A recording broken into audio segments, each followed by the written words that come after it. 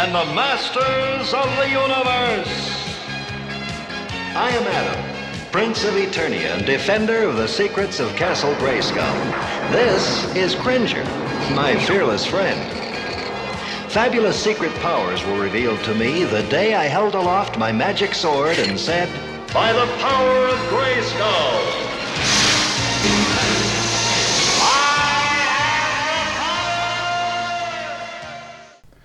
Salut à tous. Alors aujourd'hui, encore du jouet. Ouais, comme régulièrement, hein. On a commencé à en faire un petit peu de plus en plus et je pense que ça va essayer de perdurer. Donc on change de licence, plus de Thundercats pour le moment. Et là on passe donc sur les maîtres de l'univers, ou He-Man and the Masters of the Universe. Donc, comme vous le voyez, Prince Adam, ou Prince Adam, 14 ans et plus, toujours et par Super Seven.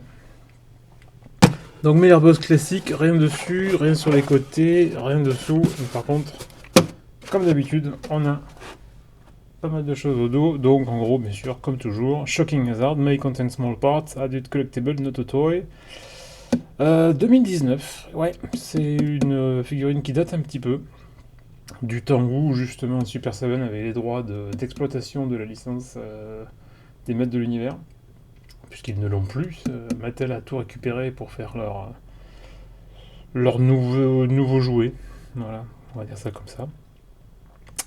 Donc 2019, Mattel, donc Super 7 à San Francisco, et toujours ces fameux IO GmbH à Exheim, Germanie, je sais pas, on sait pas qui c'est. Il y aurait donc un importateur européen, mais donc tout le monde est obligé d'acheter ça aux US. Ou en Angleterre, mais à des prix incroyables. Contient donc une figurine des accessoires, Super 7, 14 ans et plus, code barre classique. Allez, je vous ouvre ça et on regarde ce qu'il y a à l'intérieur. Et là, on a un truc qui est plutôt joli, c'est l'entrée du Château des Ombres, de Castle Grayskull, avec la Drawbridge direct. En dessus, voilà, on a une petite, je vais le mettre comme ça, le ciel étoilé avec le reste de l'entrée, avec les deux yeux, et là c'est du plastique transparent, donc on voit à travers. Là on a le tour de la tour, là par contre là c'est en plastique, enfin là c'est du papier standard, ça aurait pu être en vignette, enfin en fenêtre, mais c'est pas le cas. Donc c'est du super standard, et au dos on a donc à nouveau la licence, certainement le numéro de série de la fille, S7031, je suppose que c'est ça, toujours Super 7, toujours une figurine et ses accessoires et le code barre. Qu'est-ce qu'on a dessous? Eh ben ouais, toujours pareil, tous les ayants droit, les avertissements et tout ça. Allez, ça glisse, je vous récupère ça et on voit ça ensemble. La window box. On voit donc Prince Adam, visage alternatif. Un deuxième un truc là, vous allez voir, on verra pourquoi après. Et son épée. Pas grand chose de plus, il me semble. Je vois qu'il y a un sachet là, mais je sais pas ce qu'il y a dedans, on va regarder.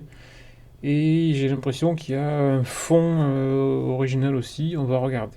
Ah, et je vois un petit truc sur le côté là, je sais pas si vous le voyez vous. Mais c'est un accessoire pour l'épée. Voilà, sur le côté, là on a la fameuse fenêtre qui apparaît ici, donc on a l'épée avec le fameux truc qu'on va voir tout à l'heure. De l'autre côté, à nouveau la fenêtre, et là je sais pas. Au dos, la bio de Prince Adam, comme on pouvait le voir donc dans le dessin animé au début des années 80. Et sa petite bio. Eh ben on va ouvrir ça. Allez. Alors toujours pareil, hein, c'est 9 scellés, hein. Je déconne pas, moi je j'ouvre pas tant que vous n'êtes pas passé sur la vidéo. Première chose qu'on va avoir, comme on va avoir sur la version Ultimate de He-Man, je vous mets la vidéo ici, j'avais fait à l'époque un truc super simple, j'avais mis les deux versions Ultimate de He-Man et Skeletor ensemble. Donc on a un petit bouclier, alors là par contre, vous voyez, il est totalement uni, puisqu'en fait c'est un bouclier classique. En fait c'est le même bouclier que He-Man, sauf qu'on n'a pas la déco rouge dessus, voilà, avec la petite poignée qui va au dos. Une épée du pouvoir, tout ce qu'il y a de plus standard. Et on a une deuxième épée. Et on va pouvoir comparer. Voilà. Je me disais pourquoi il y en a deux. Ben voilà pourquoi il y en a deux. Il y en a une qui est beaucoup plus grande que l'autre. Le profil est le même, mais la lame est beaucoup plus longue. Donc celle-ci, c'est celle qu'il a, on va dire, classiquement dans la main. Et celle-ci est faite pour l'effet quand il se transforme. Et je sais pas si ça réagit ou pas. Ça m'a l'air, ouais. Oui, ça réagit aux UV. Donc c'est un peu là, du fait que je l'ai chargé un petit peu avec la lumière que j'ai là, sur le côté. Ouais, c'est ça, c'est un petit peu vert. Donc ça réagit aux UV, ça. Le petit tour là, avec les éclairs. Enfin, les éclairs, entre guillemets. Hein. Alors ça tient moyennasse, parce qu'en fait ça se tient autour. Bizarre, pourquoi ils en ont fait deux? Ils auraient pu en faire deux directement et peindre uniquement que l'épée. Là ils ont fait un effet qui est amovible. Ça tient moyen quoi. Voilà. C'est d'ailleurs pour ça qu'on va voir la deuxième main qui est ici. On va voir ça après. Voilà. Mais c'est les seuls accessoires qu'on a par défaut avec Adam. Bon, après, il n'y en a pas besoin non plus de grand chose d'autre. Le He-Man standard, et là on a tout de suite. Je vous mets la tête additionnelle. Voilà. Donc on a un sculpt qui est vraiment sympa. Et un paint aussi qui est vraiment réussi.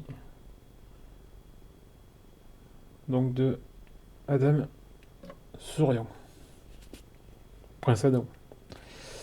Donc là, là aucun ratage, hein, ma foi, les couleurs sont respectées. Il n'y a pas de raté.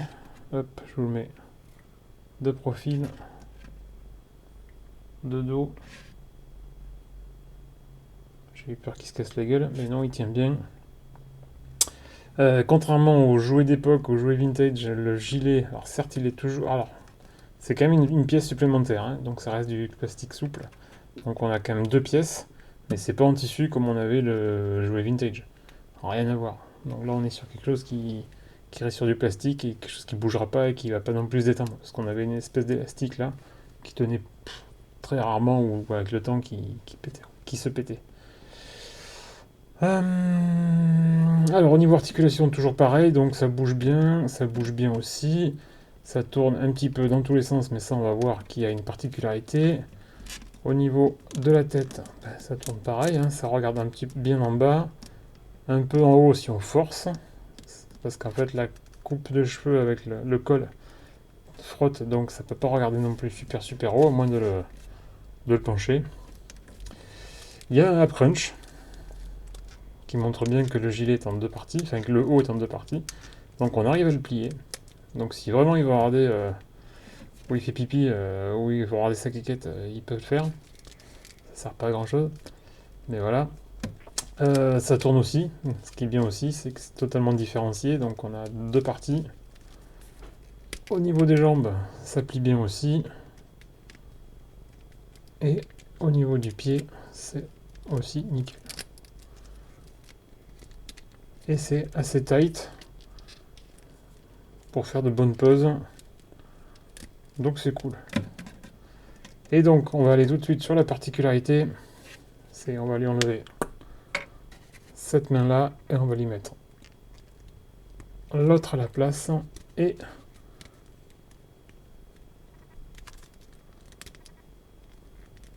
voilà, il est particulièrement fait pour faire ça. Donc on va lui mettre l'épée standard, hein, pour mettre l'effet.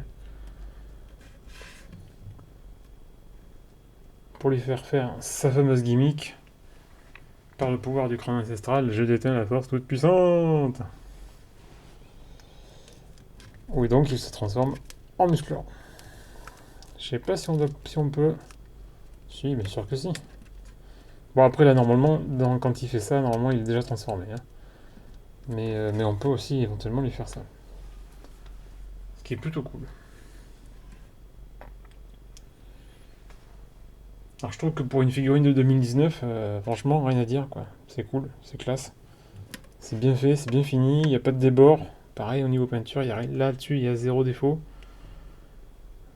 Les articulations sont nickel.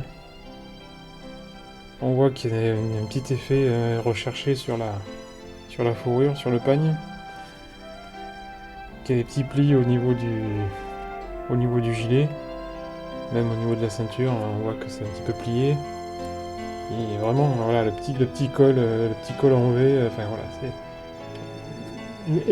l'esprit là, quoi. Voilà.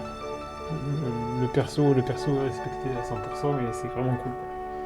C'est pour ça que au départ, j'étais pas très chaud et puis finalement, quand j'ai pu faire une petite affaire dessus, que je l'ai pas payé bien cher celui-là, j'ai pris parce que c'était cool, quoi. C'était vraiment cool de l'avoir.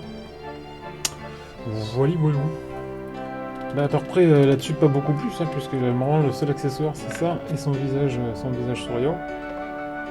Après, oui, on peut bricoler avec la version Ultimate de He-Man pour lui mettre un autre sourire ou un autre regard ou un autre truc, puisque c'est la même tête.